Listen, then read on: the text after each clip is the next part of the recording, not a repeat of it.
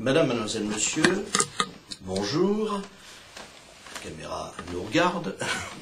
Et je suis heureux de vous présenter aujourd'hui, en ce 15 mai 2007, le 13e numéro d'Entre nous soit dit.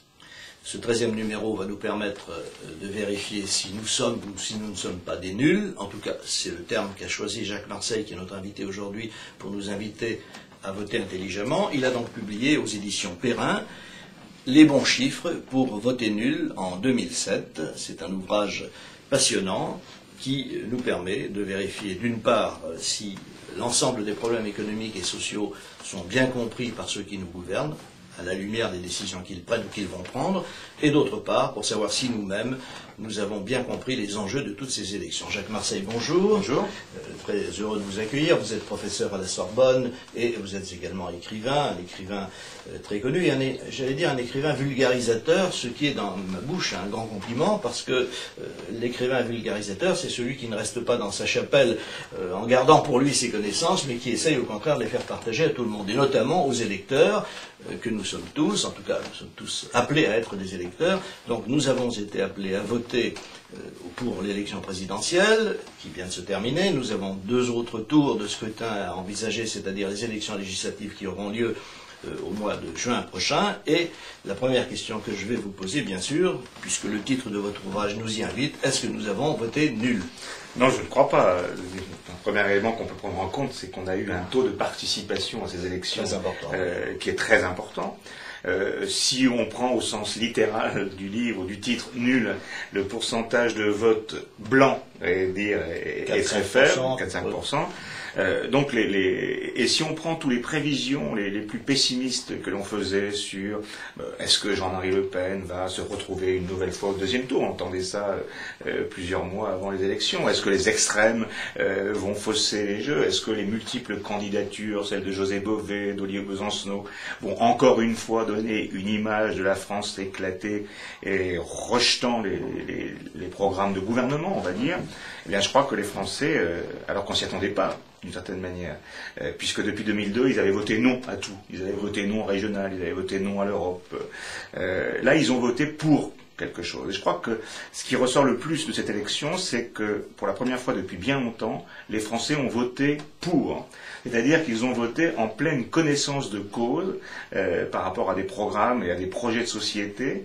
Eh bien, je crois qu'ils ont pris des décisions parce qu'ils avaient le sentiment, les auteurs déclinistes leur ont assez dit, ils avaient le sentiment que leur pays était en déclin et qu'il était temps d'essayer de retrouver de l'espoir et de s'engager pour bouger le pays. D'ailleurs, de ce point de vue, c'est aussi la revanche des intellectuels, car on peut dire que cette prise de conscience a quand même été le fruit d'un certain nombre d'auteurs, de penseurs, dont de vous-même, et un certain nombre d'autres, qui ont réussi, finalement, malgré un certain barrage médiatique, à faire comprendre aux Français que le temps était venu de passer aux actes, et en tout cas de ne plus céder à ce véritable vertige du déclin qui emportait le pays vers l'abîme. Alors, c'est souvent, on a l'habitude de critiquer les intellectuels en disant que ils sont dans leur chapelle et ils n'ont pas le sens des réalités. Non, je crois que dans le cas qui nous occupe, ça a été vraiment une action très utile de la part des intellectuels, et d'autant plus utile et méritoire qu'ils ont été contredits en permanence, il faut quand même le dire. Ceux qui, comme vous,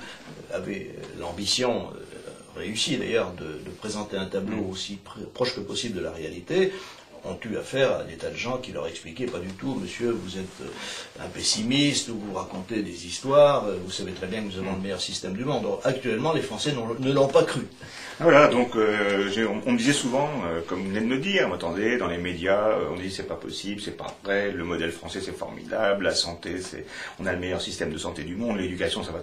Mais non, je crois que la bataille, on l'a gagnée. Enfin, moi j'ai le sentiment effectivement que la bataille que j'ai engagée depuis maintenant 5 ans, parce que j'avais fait un premier livre qui était le Grand Gaspillage en 2002, ça veut dire que les ouvrages que j'ai pu faire, le Grand Gaspillage, la guerre des 2 francs, du bon usage de la guerre civile en France, puis ce dernier, c'était une bataille de la pédagogie, je dirais. C'est-à-dire que une bataille de la pédagogie, une bataille du bon sens. C'était d'expliquer aux Français, par exemple, que on était le pays où le nombre d'heures travaillées par habitant il était le plus faible des pays industrialisés.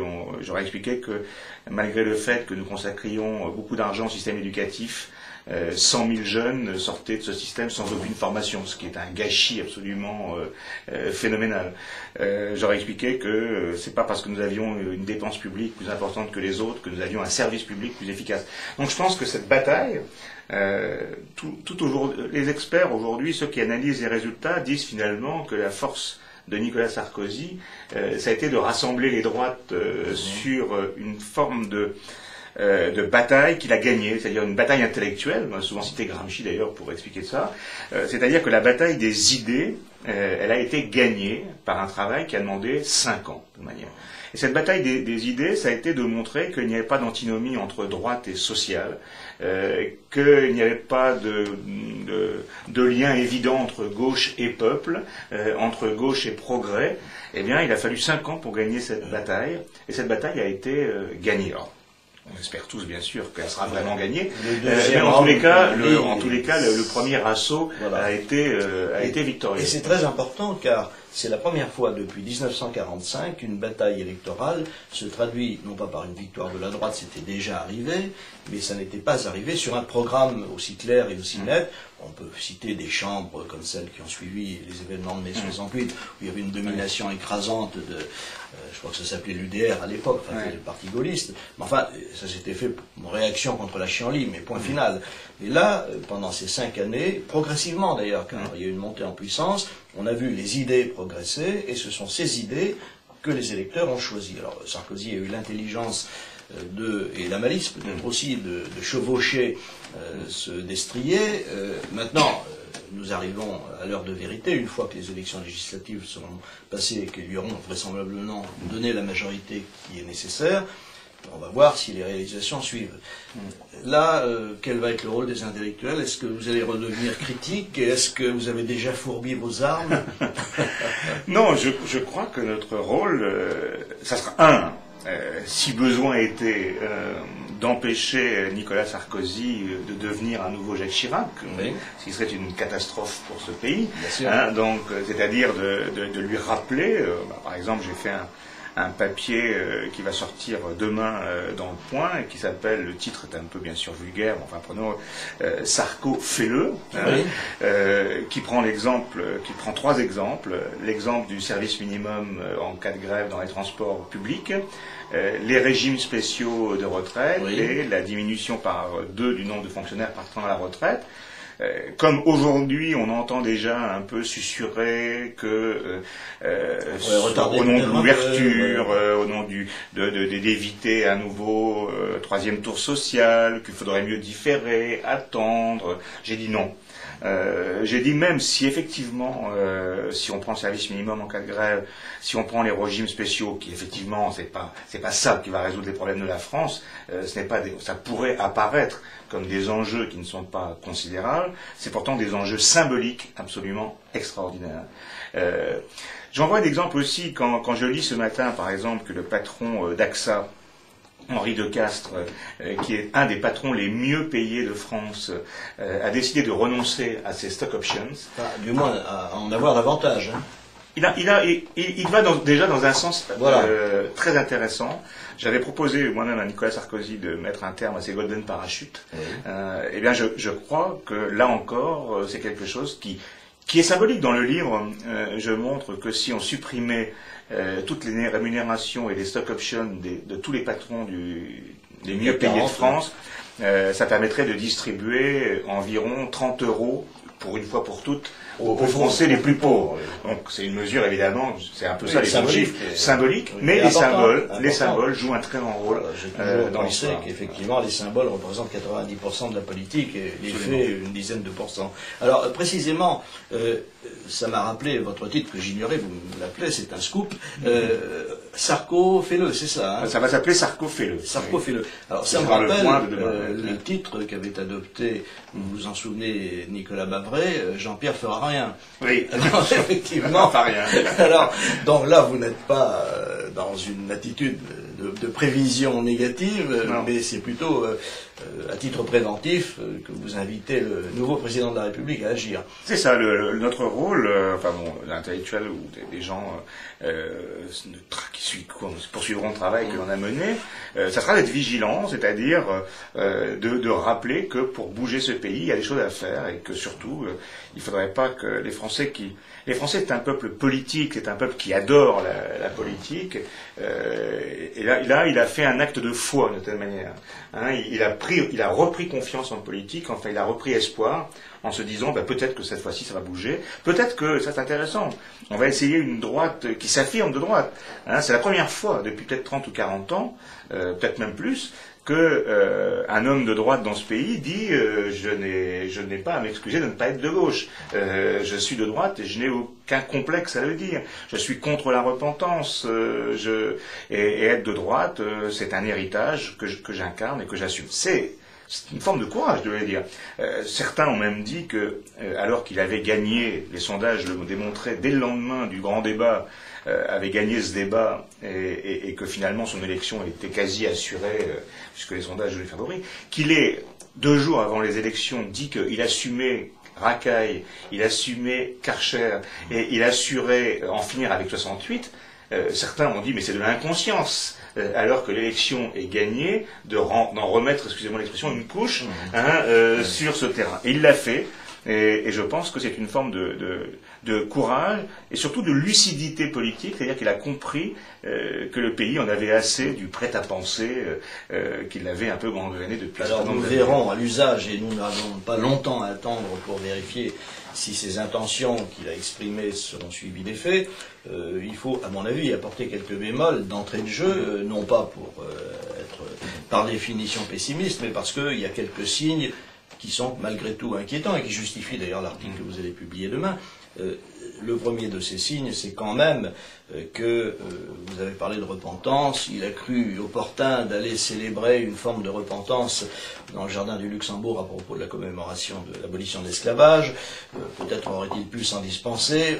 D'autre part, il y a également ces consultations interminables qui doivent nous conduire à la constitution d'un gouvernement et qui rappellent un petit peu, à d'autres égards, ce n'est pas vrai, la 4e République. Enfin bon, une série de petits signes qui nous font penser qu'ajouter également à la faiblesse du personnel politique qui l'entoure, que nous ne sommes pas forcément à la veille de grands changements. Mais d'un autre côté, il y a des gens qui ont tellement d'espoir, je pense au Figaro en particulier ce matin, qui a titré qu'il y aurait un véritable séisme dans le découpage des ministères, qu'on se dit, participons à l'allégresse générale. Bon, entre scepticisme et promesse de séisme, je crois qu'il faut être raisonnable. Mesuré. Bon, c'est vrai que la commémoration de l'abolition de l'esclavage, c'était pas nécessaire, mais je veux dire qu'il avait aussi à se faire pardonner une escapade maltaise qui n'était pas de très bon goût. Qui n'était pas de très bon goût, on va dire, qui n'était pas de très bon goût, voilà. Et qui n'était pas très très utile. Surtout après avoir annoncé qu'il prenait une retraite, tout le monde a pensé qu'il allait dans un monastère du Mont Athos. Oui. Bon, il est parfaitement légitime de faire ce qu'il a fait. Il l'assume aussi, et tant mieux. Je veux dire que c'est pour moi, c'est vraiment. Enfin, ça sera oublié si les mesures sont bien. Justement, au niveau de symbole, vous savez, ça marque beaucoup. Ça, quand on est, les Français n'oublient, ils ont des mémoires d'éléphants. Oui. Regardez à quel point le collier de Marie-Antoinette, pour lesquels elle n'était aucunement responsable, elle est simplement la faiblesse d'aimer les bijoux. Salut la nuit. Regardez à quel point les diamants ont joué des mauvais tours à Giscard d'Estaing. Regardez comment Chaban-Delmas a traîné pendant toute sa vie le fait parfaitement légitime, on lui remboursait des impôts. Gens légal plus que légitime. Voilà, bon. Donc, bon, alors, c'est vrai que participer à la Luxembourg, être à côté du président Jacques Chirac, c'était plutôt bien. Sur les conversations, je trouve que c'est très important, en fait, parce que, déjà, pour la première fois, il va tenir un engagement, c'est qu'il n'y aura que 15 ministres. Oui, et je ne pense pas qu'il y aura 60 secrétaires d'État, comme en Italie, où vous avez 109 ministres dans ce gouvernement qui aurait pu être celui de François Bayrou. Si François Bayrou avait été par malchance, je pense qu'on aurait eu aussi dans cette configuration. Donc, nous aurons 15 ministres. On assiste aussi, c'est vrai, on le sait, à un redécoupage complet des missions. Hein, c'est-à-dire que c'est donner le signe qu'on va faire la réforme de l'État, c'est-à-dire qu'on va regrouper, on va séparer Bercy, par exemple, en deux. D'un côté l'économie et l'emploi, de l'autre côté les comptes. Hein, c'est une très bonne chose. On va en même temps probablement fusionner culture et éducation. On va refusionner transport, équipement, écologie, développement durable. Donc je veux dire qu'il y a une vraie réflexion sur les nouvelles missions. Donc c'est assez normal finalement. Ça fait jamais qu'une semaine. Hein, ouais. Enfin bon, nous avons il y a aussi des raisons, mais il y a aussi une volonté, je pense, d'ouverture à des personnalités qui ne sont pas UMP. Et à ce niveau-là, bon, je ne suis pas perturbé, j'allais dire, par la longueur qui n'est pas si importante des consultations. Il faut rappeler, par exemple, que Jean-Pierre Raffarin, c'est souvent maintenant rappelé, a appris 1 heure avant qu'il serait Premier ministre. Oui. C'était pas une bonne manière. Il en est encore tout surpris. C'était pas une bonne manière de commencer. Il s'est pas vraiment remis. Mais bon, effectivement, tout ceci, ce ne sont que des signes. Enfin, les observateurs que nous sommes, et les acteurs que nous sommes aussi quand même, car en ce qui me concerne, je ne me contente pas, comme vous le savez, d'être un observateur, mais chacun son rôle, se doivent aujourd'hui à la fois d'être attentifs, mais de ne pas être exagérément optimiste ni pessimiste. Il faut essayer d'être lucide parce que l'enjeu était très important. Il s'agit vraiment, et je crois que c'est une des raisons pour lesquelles nous avions, nous, en ce qui nous concerne, beaucoup de prévention à l'égard de Nicolas Sarkozy, surtout en regard de son passé. Bon, ayant participé depuis 30 ans à la politique, on se disait, mais il dit rupture, mais quelle rupture?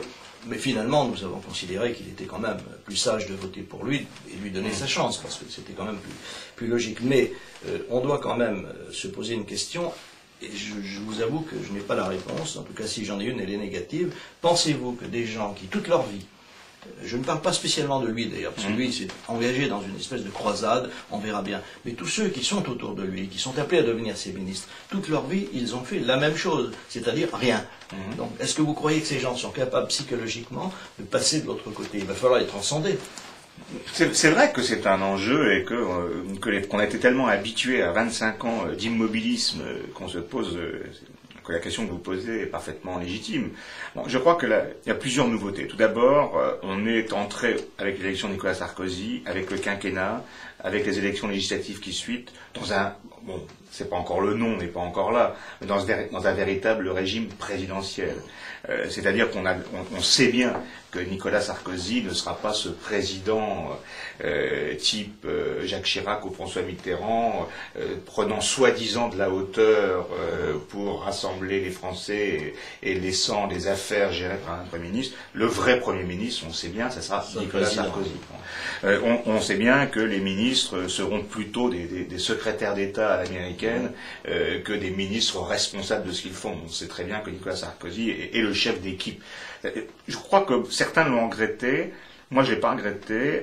C'est qu'on n'a pas élu un président de la République, on a élu un Premier ministre. En fait, certains ont dit c'est une campagne de Premier ministre. Et oui, tant mieux à la limite. Hein. Je veux dire que moi, je préfère des gens qui s'engagent dans un programme à dire je ferai le service minimum dans les transports publics en cas de grève, que quelqu'un qui va disserter sur la France, ses valeurs, son âme et son identité, pour ensuite ne rien faire pendant 5 ou 12 ans. Hein. Et donc je préfère effectivement avoir élu un Premier ministre. Et alors effectivement, le pari sera là, c'est-à-dire que nous allons avoir en effet un président de la République, Premier ministre, qui va conduire la politique de la nation, contrairement à la Constitution d'ailleurs, car théoriquement c'est le Premier ministre, mais ça n'a pas une très grande importance dans la mesure où seul le résultat compte, et nous allons avoir très vite des épreuves de vérité. Alors il y a celle symbolique du service minimum, c'est ça. Il va y avoir celle... Le service minimum, je rappelle que ça a été dans le programme de Jacques Chirac en 1995 et en 2002. Oui. Ça n'a jamais été... Mais il l'aime tellement qu'il le remet à chaque fois. À chaque fois.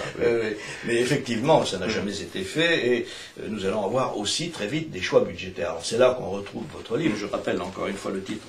Et je montre cet ouvrage, Les bons chiffres pour ne pas voter nul en 2007 de Jacques Marseille aux éditions Perrin, un livre qu'il faut avoir chez soi à tout prix, non pas pour caler un meuble, surtout pas. Alors, il faut l'avoir à proximité, sur sa table de nuit, on risque de faire des cauchemars, remarquez, parce que les chiffres sont assez affolants. Mais donc très vite, nous allons avoir à faire au vrai défi la baisse des dépenses publiques. Oui. Ça, je ne crois pas qu'on puisse essayer de réduire la dette autrement qu'en baissant les dépenses publiques. Alors peut-être pourriez-vous nous rappeler où nous en sommes, combien de prélèvements obligatoires, combien de dépenses publiques? Disons qu'on peut... ce sont des chiffres qui effectivement ont fait pour la première fois l'objet de vrais débats dans la campagne, et ça c'était très important. Pour rappeler le chiffre de la dette à la fin 2006, on est à peu près à 1150 milliards d'euros. Si on y ajoute les engagements à payer la retraite des fonctionnaires, il faut rajouter 900 milliards d'euros.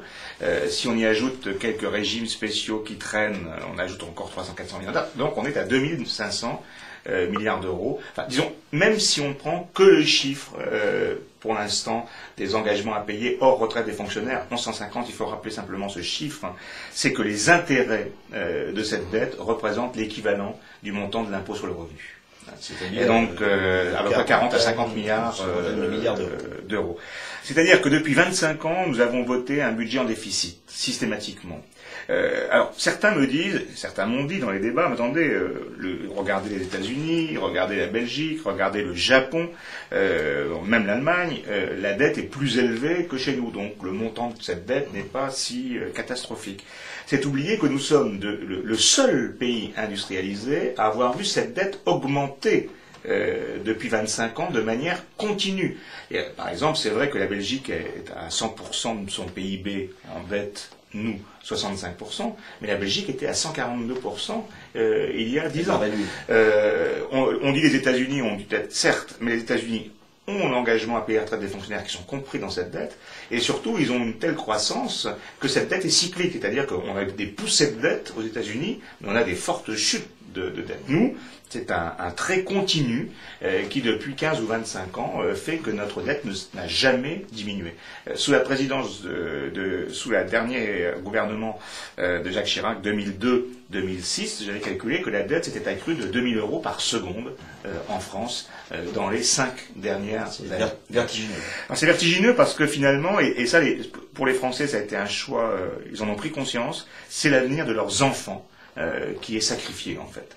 Parce que laisser à la génération qui suit le soin de payer cette dette, qui devient très importante, très, très importante, le soin de payer nos dépenses de santé, qui ne sont pas à l'équilibre, avec en même temps une éducation qui fait que ces 100 000 jeunes sortent du système scolaire sans aucune formation, je crois que c'est un vrai gâchis. Et de payer les retraites aussi.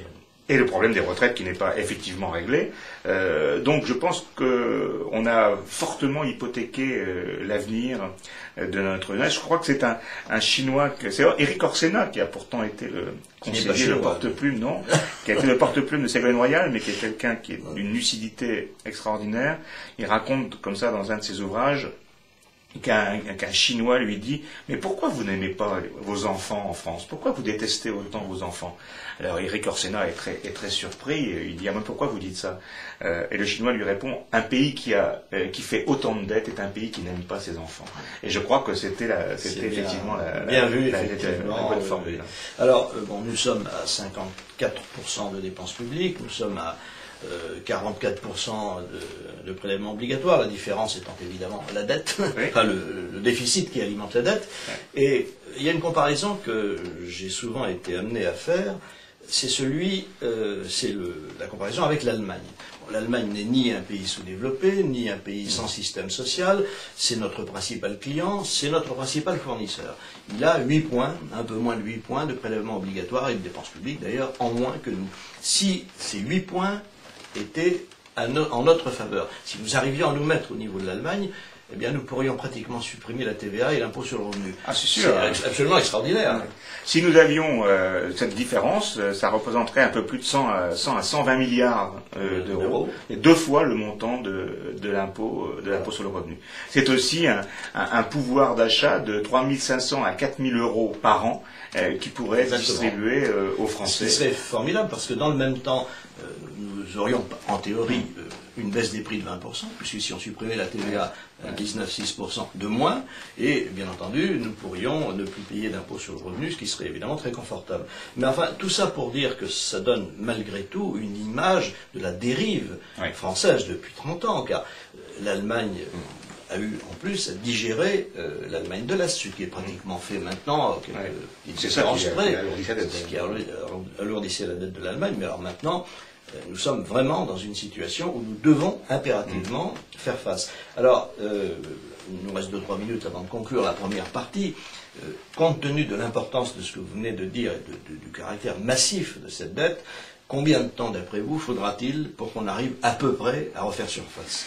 Si je donne l'exemple, dans ce livre, je donne souvent l'exemple des pays étrangers qui ont réalisé cet exploit, c'est possible en 5 ans. C'est possible en 5 ans, à condition de prendre les mesures nécessaires. Il y a une mesure on dit toujours, les fonctionnaires ou ceux qui vont être les victimes ou les régimes spéciaux vont hurler. Il y a un système qui n'est pas si stupide, qui a été appliqué dans beaucoup de pays, c'est de payer ceux qui pourraient vous contester. En disant par exemple combien vous voulez pour simplement partir. Eh bien, c'est un système. Les Canadiens l'ont fait aussi, et les Suédois l'ont fait aussi. Et finalement, c'est un système qui marche relativement bien. C'est beaucoup plus économique qu'on ne pense, en fait. Est-ce que vous ne pensez pas quand même que la rage de travail des fonctionnaires va faire qu'ils n'accepteront pas un tel marché? Je pense surtout que nous avons une chance absolument historique, c'est que la moitié des fonctionnaires doivent prendre leur retraite dans les 10 ans qui viennent, et que c'est une chance vraiment qu'on ne peut pas laisser passer pour remettre à plat l'ensemble des services publics et de savoir quelles sont les missions. Alors il va falloir très probablement ce qu'on appelait sous la 4e République un comité de la hache. On pourra peut-être essayer de le faire plus intelligemment. Quoi qu'il en soit, ce sera aussi un des sujets que nous allons aborder dans la deuxième partie de cette émission. Et en attendant, nous marquons une très brève pause technique. À tout de suite. Madame, mademoiselle, monsieur, bonjour à nouveau. Nous reprenons le cours de notre émission Entre nous soit dit, au cours de laquelle nous avons le grand plaisir d'accueillir Jacques Marseille, qui nous fait l'honneur d'une part et l'amitié de participer à cette émission, et qui vient de publier il y a quelques semaines de cela, aux éditions Perrin, Les bons chiffres pour ne pas voter nul en 2007, un ouvrage absolument indispensable à mettre entre toutes les mains, car cela permet de savoir exactement quel est l'état de la France actuellement. Nous avons au cours de la première partie abordé toute une série de sujets de caractère économique et financier, et même politique, puisque malgré tout cela est très important. Alors, Jacques Marseille, j'aimerais vous interroger maintenant sur les aspects que l'on pourrait appeler psychologiques de la réforme. Vous venez, dans la fin de la première partie, d'aborder celui qui consiste à dire, d'ailleurs, en termes libéraux, on rachète les droits éventuels pour ne pas avoir à affronter les gens. Bon, est-ce que ce sera suffisant? Est-ce que vous croyez que nous pouvons espérer que la logique, ou je dirais le bon sens, l'emporteront en France? Ou est-ce que nous allons revoir, par exemple, et revivre, pour ne prendre que l'exemple du plan Juppé en 1995, qui s'est traduit par des semaines de grève et par finalement l'échec du gouvernement? Non, je ne crois pas, parce que ce qu'on évoquait lors de cette première partie de l'émission, c'est-à-dire le travail qui a été fait depuis 5 ans pour convaincre les Français, je pense qu'il y a un travail pédagogique qui a été fait, qui montre que les Français finalement sont bien plus conscients qu'on le dit des réformes à faire, bien plus impliqués, et que ceux qui risqueraient de s'opposer à ces réformes nécessaires, j'en prends un exemple tout de suite, comme on en fait pour Alain Juppé, je pense qu'ils échoueraient assez lamentablement. Vous pensez que l'opinion ne suivrait pas? Absolument, j'en suis persuadé. D'ailleurs, à ce point de vue, il y a dans votre livre une comparaison qui est très intéressante. On connaît ces chiffres, mais il est très intéressant que vous les ayez rapprochés. Il y a en France à peu près 1 800 000 syndiqués, dont un bon million sont des fonctionnaires. Et il y a 2 750 000 ou 2 800 000 entrepreneurs, petits, moyens ou grands patrons, surtout des petits et des moyens. Effectivement, si on les mettait dans la rue les uns et les autres, du nombre, oui, on voit bien qu'il emporterait. Alors comment se fait-il? Bon, c'est sans doute l'individualisme qui est aussi une qualité chez un patron qui l'emporte, mais est-ce qu'au fond, on ne peut pas espérer à la suite de cette victoire idéologique que ceux qui jusqu'à présent s'étaient toujours inclinés en se disant il n'y a pas moyen, je pense aux entrepreneurs, aux entreprenants, finissent par se dire il y a moyen et soutiennent au fond l'action d'un gouvernement réformateur? Je pense. Moi j'ai eu le sentiment, si vous voulez, je l'ai perçu de manière très forte, parce que j'ai fait beaucoup d'interventions, beaucoup dans les milieux patronaux, dans les chambres de commerce, dans des banques mutualistes. Donc j'ai eu l'occasion de rencontrer 30, 40, 50 000 peut-être petits patrons dans les 3 ou 4 dernières années.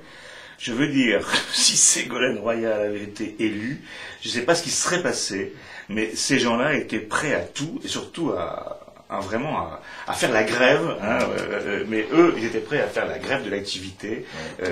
Ils n'auraient pas pu supporter. Et d'ailleurs, les sondages ont été très forts, puisque je crois que c'est 82% des patrons, artisans, commerçants et autres ont voté pour Nicolas Sarkozy. Donc, je pense que il y a eu une prise de conscience qu'effectivement, il était temps que ça change. Il était temps de remettre le travail, le bon sens au pouvoir. Et je veux dire que l'affrontement, ils sont prêts à le tenir, j'ai ce sentiment. L'affrontement, il n'y en aura pas, en fait. Hein, parce que aujourd'hui, regardez même une institution qui avait un régime de retraite, mais éminemment favorable, qui était le régime spécial peut-être le plus agréable qui soit, était la Banque de France. Hein. Eh bien, la Banque de France, épinglée plusieurs fois par la Cour des comptes, qui n'avait pas bougé, eh bien, s'est sacrifiée sur l'autel avant même les élections. Et donc, elle a aligné, c'était le moins qu'elle puisse faire, son régime de retraite sur celui des fonctionnaires. C'est-à-dire que ça ne sera pas 37 ans et demi pour les employés de la Banque de France, mais 40 ans. Bon. Peut-être également que le président de la Banque de France, M. Noyer, était-il particulièrement au courant de ce qui risquait d'arriver. Mais de toute façon, bon, c'est déjà un bon signe. C'est bien qu'il l'ait fait. C'est un bon signe, c'est bien qu'il l'ait fait.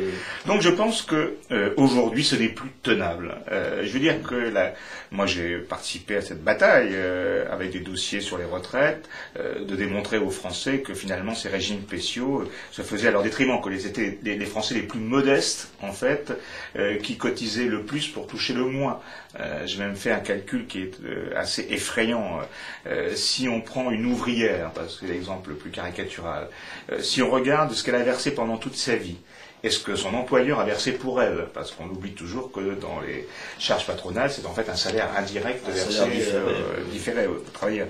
Et si on prend quel sera son dernier régime de pension, et si on prend son espérance de vie, qui est la donnée évidemment fondamentale sur ce sujet, une ouvrière qui on ramène à 1 euro aura cotisé pour 1 euro, elle récupérera 0,87 €. Alors qu'un agent de la RATP, de la SNCF ou de la Banque de France lui récupérait 3,42 €. Donc je pense que là, la démonstration a été largement faite et je vois mal des syndicats se battre pour défendre des positions qu'ils savent, eux, parfaitement inéquitables.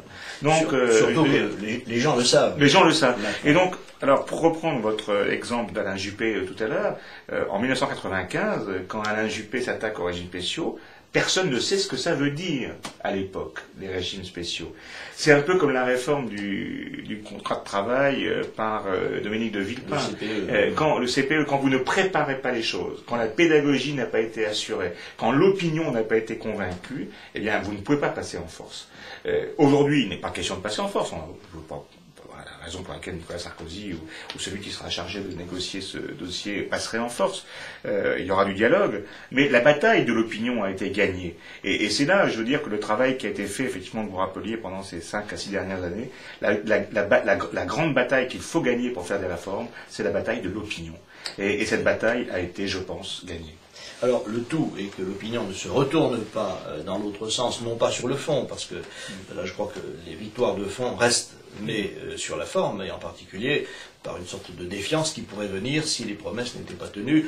Bien entendu, personne ne pense qu'on tient 100% des promesses, mais si on en tient une bonne partie, et notamment les promesses les plus significatives, je crois que l'opinion ne se retournera pas. Mais il y a quand même un autre domaine dans lequel il va falloir faire de très grands progrès, c'est celui de la protection sociale. Alors là, le sujet n'a été pratiquement pas abordé pendant la campagne présidentielle, ou très peu, et il se trouve quand même, et vous le dites très très bien dans le livre, qu'on a accumulé des dettes absolument incroyables qui continuent de croître au rythme de 11, 12 ou 13 milliards d'euros par an. Rappelons quand même, à titre anecdotique, si j'ose employer cette expression, qu'en 1995, quand M. Juppé a présenté à l'Assemblée nationale au mois de décembre son plan de réforme de la sécurité sociale, il a indiqué que la dette, enfin que le déficit s'arrêterait en 1997. Il avait prévu, vous vous en souvenez, 17 milliards de francs à l'époque pour 97. Point final. Et il avait fait voter une loi, vous vous en souvenez également, qui disait désormais le plan de financement de la sécurité sociale sera toujours présenté en équilibre. Depuis 1995, il ne l'a jamais été. Voilà, donc il y a beaucoup de travail, vous allez peut-être vous y atteler maintenant. Sur la santé, il y a un énorme travail à faire, et là encore, ce sont des mesures de bon sens. Je pense par exemple aux ouvrages que je conseille d'ailleurs aussi du docteur Valencien, un ouvrage qui s'appelle « La santé n'est pas un droit », que je conseille effectivement de lire, qui est un ouvrage absolument remarquable. On dit aux Français, attendez, être soigné près de chez soi, comme si c'était être soigné près de chez soi, c'est-à-dire être opéré en cas d'urgence près de chez soi, c'est ça que ça veut dire. Est-ce que c'est vraiment une priorité?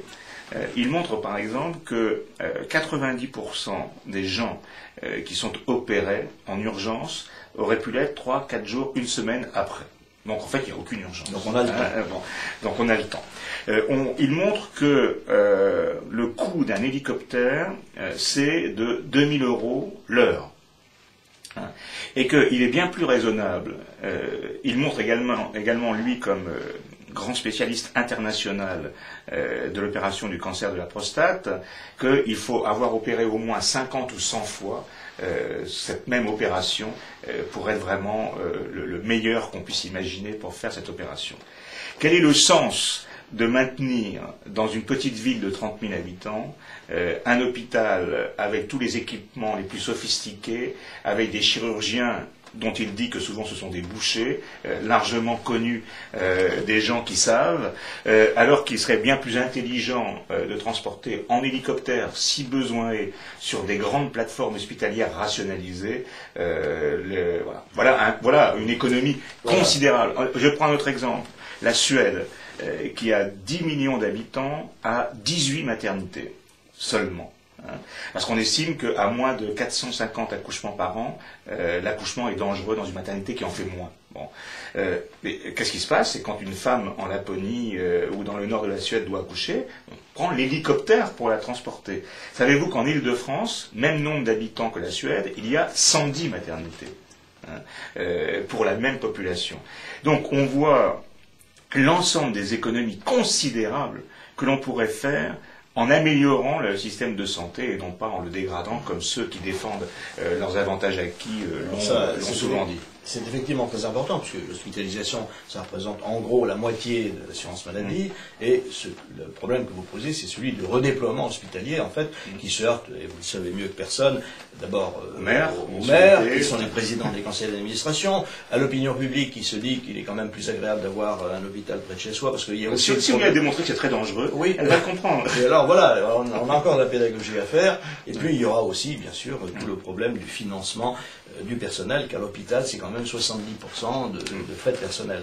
Enfin, là, nous sommes dans un domaine qui n'a pas été, à mon avis, suffisamment abordé, qu'il va falloir vraiment aborder très sérieusement maintenant, parce qu'on n'arrivera pas, à mon sens, à faire les vraies réformes qui s'imposent, en tout cas à obtenir des résultats matériels tangibles, suffisamment tangibles, si on ne s'occupe pas également, et vous le dites très bien dans le livre, de ce que représentent les dépenses sociales. Ça représente quand même 30% du produit intérieur brut. Et surtout, elles sont inefficaces, c'est ça le problème. C'est-à-dire que un des chiffres que je donne, c'est les dépenses pour l'emploi. Si on prend l'ensemble des dépenses pour l'emploi, on est passé à nombre de chômeurs comparables de 47 milliards d'euros à 72 milliards d'euros en 10 ans. C'est-à-dire qu'aujourd'hui, un chômeur, finalement, avec les indemnités qu'il perçoit et le coût qu'il représente avec les organismes pléthoriques qui le gèrent mal, 30 000 euros par chômeur et par an. C'est-à-dire le double du salaire moyen. On voit qu'on marche complètement sur la tête. Donc nous avons le pays qui dépense le plus pour le chômage et qui a le plus de chômeurs. Vous allez me dire, c'est normal puisqu'il y a le plus de chômeurs. Mais on pourrait, là encore, promesse de campagne, et ça va pas mettre la France à feu et à sang, sauf peut-être les personnels de ces organismes, fusionner l'ANPE, la CEDIC, l'association pour la formation professionnelle des adultes, et les multiples organismes qui ne sont que des pompes à euros de soi-disant formation permanente, pour avoir un vrai service de l'emploi. C'est-à-dire qu'on pourrait dépenser beaucoup moins pour assurer un service beaucoup plus efficace. C'est un peu ce que je démontre aussi dans ce livre sur beaucoup de terrains. Et d'ailleurs, il y a un des aspects de vos propositions qui prend toute sa saveur, quand vous dites qu'après tout, on donnerait la différence entre ce que coûte un chômeur et ce que peut gagner un salarié moyen si on donnait l'argent carrément au chômeur en supprimant trouvez-vous votre patron, ça marcherait aussi bien. Mais c'est souvent, vous savez, c'est l'histoire du roi élu, hein, c'est un petit peu la même chose. Parfois, une proposition apparaît comme très logique et puis on la prend, puis ça marche. Alors, bien sûr, il va falloir continuer la pédagogie dans ce domaine-là aussi. Mais on peut se demander, et ça c'est un aspect optimiste, si ce début de prise de conscience qui a été marqué par l'élection présidentielle ne va pas bénéficier par voie de contagion à d'autres prises de conscience. Rien n'est plus lucide, personne n'est plus lucide que quelqu'un qui s'aperçoit qu'il a été trompé. Alors à ce moment-là, il croit qu'il a été trompé sur tout, c'est souvent vrai d'ailleurs, et il a tendance à avoir un droit d'inventaire général. Alors on peut se demander si dans ce domaine-là, on ne va pas bénéficier de cette espèce de contagion. Là, c'est tout le mal que je souhaite à la France. Alors, il y a d'autres aspects dans votre livre qui sont extrêmement préoccupants aussi. Bon, on a parlé de la dette, on a parlé des dépenses publiques, on a parlé de la protection sociale, mais il y a quand même aussi l'enseignement qui est une véritable catastrophe. Il y a un chiffre qui m'a beaucoup frappé, que je ne connaissais pas d'ailleurs, c'est la comparaison que vous faites entre l'argent et le nombre d'heures, surtout que consacrent les Finlandais à l'éducation, à l'enseignement des jeunes enfants de 7 à 14 ans, et celui que reçoivent les nôtres. Si j'ai bien compris, avec 2000 heures de moins par an, ils obtiennent des résultats bien meilleurs. Tout à fait. Donc, il y a donc une efficacité extraordinaire. 200 heures, oui. Oui, attendez, c'est... Non, c'est 2000 heures, oui. 2000 heures par an. 2000 heures par an, oui. Sur une scolarité. C'est vrai que, là encore, c'est un des prochains grands dossiers que je prépare pour le journal Le Point, d'ailleurs, parce que c'est un chantier qui n'a pas été tellement évoqué pendant la campagne. Le système éducatif, ça ne marche pas en France. Donc, c'est vraiment quelque chose qui, par rapport, en comparaison avec d'autres pays, montre que là, on met beaucoup d'argent pour des résultats médiocres. Hein. C'est dû à quoi ? C'est dû probablement à ce que nous avons une obsession du bac. Nous sommes le seul pays à fétichiser, de manière à le rendre aussi fétichiser le bac. Puisqu'il va fêter ses 200 ans en 2008 d'ailleurs, ce bac. Ce bac est devenu absurde. Savez-vous que 95% de ceux qui le passent l'ont, hein, soit la première année, soit la deuxième année. On peut se poser la question de savoir à quoi sert de passer ou de faire passer un examen que tout le monde a. Hein. Bon. D'autant plus que la pédagogie de ce bac fait, je la connais bien parce que je dirige Emmanuel Scolaire depuis maintenant près de 20 ans, fait qu'on a infantilisé d'une certaine manière un enseignement pour passer des épreuves que tout le monde a. C'est-à-dire que, au lieu de faire raisonner, au lieu de donner du goût à l'élève, au lieu de lui faire donner du plaisir, on lui a sans arrêt mis cette menace. Tu ne pourrais ne pas avoir ton bac. Comme si c'était vraiment le sésame permettant ensuite d'accéder à tout, alors que ça ne vaut... Il faut bien dire qu'à partir du moment où un examen est donné à tout le monde, c'est facile à comprendre, il ne vaut rien. Hein. Et donc, la sélection se fera largement après. Donc, c'est une immense duperie, ce bac. C'est un odieux chantage. Certains enseignants ont menacé de faire la grève du bac et même du brevet pour mettre, ont-ils dit, la pression avant de connaître leur futur ministre. Je trouve que ce chantage est absolument odieux. Odieux et surtout dérisoire. Parce que si vous prenez les chiffres que je viens de vous donner, tout le monde l'a. Hein, de toute façon, il ferait grève pendant 3 mois, les élèves l'auraient quand même, hein, le bac. Donc, le redoublement, nous sommes un pays où 42% des élèves ont redoublé une fois au lycée. En Finlande, il n'y a pas de redoublement. La différence entre la Finlande et nous, c'est que, ou les Suèdes et nous, c'est que quand un élève ne réussit pas en Suède, l'enseignant se dit « pourquoi j'ai raté ?» Et donc, effectivement, quand vous avez cette autre approche d'un système éducatif, ça marche beaucoup mieux. Donc là, je pense que le chantier est considérable, parce que, on l'a assez dit, la recherche, l'innovation, la formation sont les enjeux pour les jeunes de demain. Eh bien, c'est sur ce terrain-là qu'il faudra vraiment faire le plus dur. Ça ne sera pas le plus difficile, encore une fois, parce que la droite aura la capacité à montrer qu'il n'y a aucune incompatibilité entre droite et équité, et qu'il y avait beaucoup d'incompatibilité entre gauche et égalitarisme, en fait.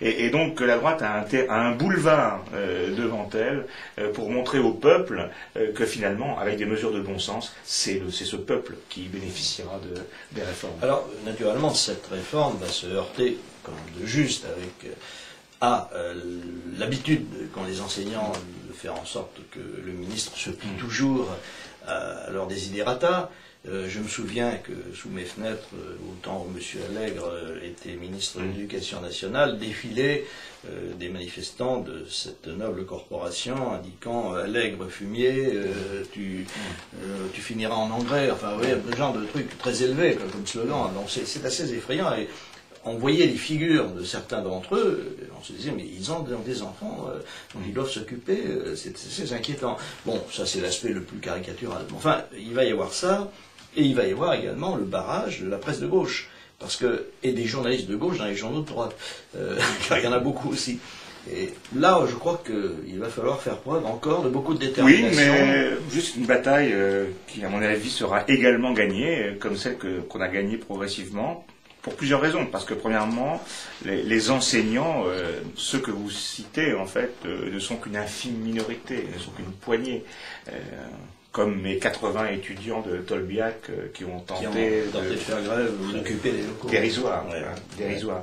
Donc, je pense que la majorité des enseignants, l'immense majorité des enseignants sont des gens, premièrement, qui font très bien leur travail, qui sont épuisés par le travail qu'on leur demande et par finalement l'incohérence des consignes qui leur ont été données depuis 20 ans d'un pays qui n'a pas su faire vraiment prendre le taureau par les cornes. Donc je pense que, d'ailleurs, une grande partie, ça a été une grande surprise de cette élection, une grande partie des enseignants a quitté sa gauche traditionnelle pour voter de manière différente. Donc à ce niveau-là, je pense que l'opposition ne sera pas si forte qu'on le dit. Et puis comme toujours, c'est quand vous avez l'opinion avec vous, ce qui compte aujourd'hui, c'est pas d'avoir les journalistes ou les syndicats. Ce qui compte quand vous voulez faire les choses, c'est d'avoir l'opinion. Et la bataille de l'opinion, eh bien, il faut la gagner. C'est celle qui est la plus importante à gagner. C'est ce que j'essaie de faire avec mes interventions et mes papiers. Alors, il y a un autre aspect dans la démystification générale à laquelle vous vous livrez dans ce livre et qui n'est pas le moins savoureux, c'est par exemple l'extraordinaire chance des boursiers, ou de ceux qui jouent en bourse, ou de ceux qui placent en bourse, qui ne se sont jamais si bien portés que pendant les années Mitterrand. Alors, s'ils l'avaient appris ici plus nombreux, peut-être qu'ils auraient voté différemment. Peut-être, oui. Donc, si les très riches avaient voté Ségolène Royal et les très pauvres Nicolas Sarkozy, le résultat aurait été le même de toute façon. Donc, parce qu'il y a beaucoup moins de riches que de pauvres dans ce pays. Oui, c'est un paradoxe. Effectivement, je me suis amusé à regarder les performances boursières sous les différents gouvernements et c'est vrai que c'est sous la bourse que la gauche s'est le mieux portée sur ces 25 dernières années. 600 fois... Oui, c'est celui qui aurait investi le jour même où François Mitterrand a été investi et qui aurait revendu ses actions le jour où il est parti, aurait gagné 600%.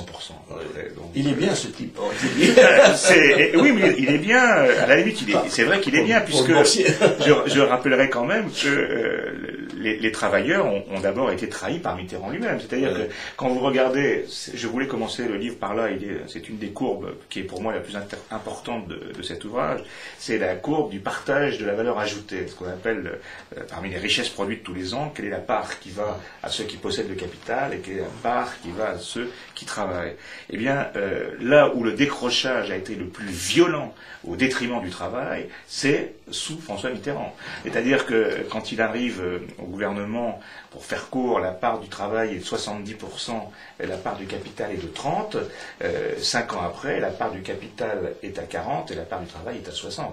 Jamais le partage ne s'est fait au profit du capital de manière aussi forte que sous les 5 premières années de François Mitterrand. Alors que donc, le regretté Georges Marchais a dit, mais c'est tout à fait antisocial.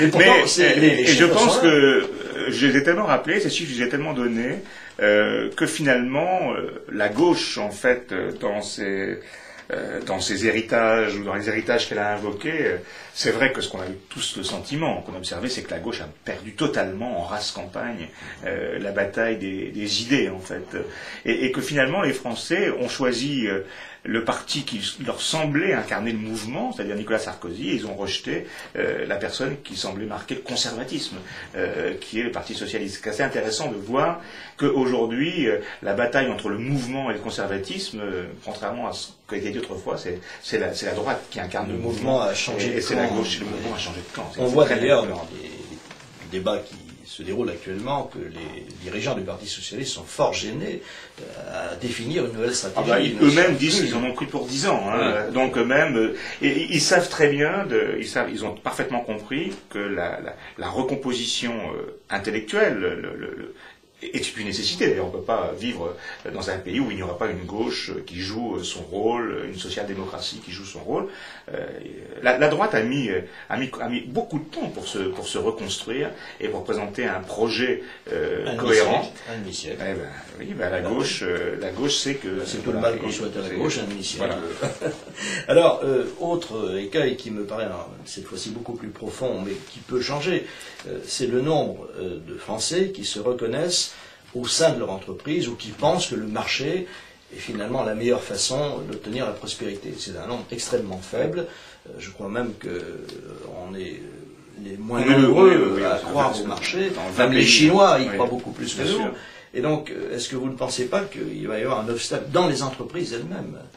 Non, je pense que les Français, là encore, quand vous leur posez la question, est-ce que vous pensez que l'économie de marché, que l'entreprise est quelque chose qui assure le progrès, ils vous répondent effectivement non, de manière majoritaire. Quand vous posez la question aux Français, est-ce que vous êtes bien dans votre entreprise? Comment considérez-vous votre patron? Eh bien là, à 80%, ils répondent bien. C'est-à-dire qu'on a ce paradoxe, c'est-à-dire qu'on a un contraste entre l'image de l'entreprise comme une entité un peu comme ça désincarnée, ou l'économie de marché, et la réalité des Français dans leurs entreprises, où là, finalement, il y a une très forte adhésion aux valeurs de l'entreprise. Il faut rappeler que la plupart des patrons français gagnent 4 000 € net par mois, l'immense majorité. C'est donc en dessous du seuil de la richesse défini par François Hollande. Donc, je pense qu'effectivement, pour réconcilier les Français avec l'entreprise, il va falloir les réconcilier avec un travail rémunérateur, avec des parcours professionnels, avec une jeunesse qui va trouver sa place. Je veux dire que le fait que Nicolas Sarkozy ait gagné ces élections va certainement stimuler, on donnait l'exemple tout à l'heure d'Henri de Castries renonçant à ses stock options, mais va amener les patrons à se dire finalement on a un boulevard devant nous pour réconcilier les Français avec l'entreprise en y mettant un peu d'une autre, par exemple, en acceptant d'embaucher des gens après 50 ans, par exemple, alors que tout a été fait pour les inciter, les chefs d'entreprise, à se débarrasser de leur personnel, et donc ce qui fait que nous avons le taux d'employabilité des gens de 55 à 64 ans le plus faible des pays industrialisés. Je pense que là, il peut y avoir une sorte de renouveau d'optimisme, de jouer le jeu. On va jouer le jeu, parce que finalement, on a le sentiment d'avoir une équipe gouvernementale qui nous comprend, qui nous connaît. Je pense que en économie, c'est beaucoup moins les mesures qui comptent qu'une sorte de psychologie générale qui crée un climat d'optimisme. Et je pense que la France est à la veille de retrouver ce climat. C'est un message évidemment très optimiste que vous nous livrez aujourd'hui, mais ce n'est pas un optimisme béat, il est fondé sur des chiffres particulièrement clairs et nets, ceux que vous avez publiés dans cet ouvrage, et sur une appréciation de la situation. Je me permettrai simplement de vous indiquer qu'à mon avis, tout va se jouer sur ce que les spécialistes appellent le coin fiscal.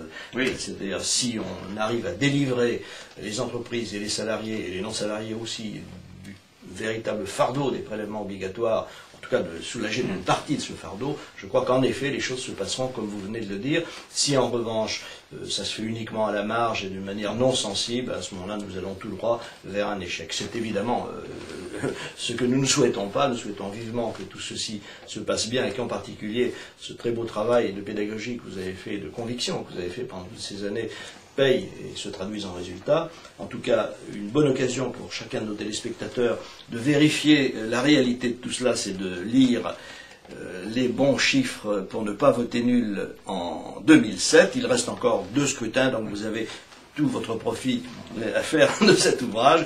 Il est publié par Jacques Marseille aux éditions Perrin. Madame, mademoiselle, monsieur, merci de nous avoir suivis. Merci Jacques Marseille. À très bientôt, j'espère, pour vérifier si vos prédictions se sont réalisées. À très bientôt. Soyez heureux, portez-vous bien et vive la France.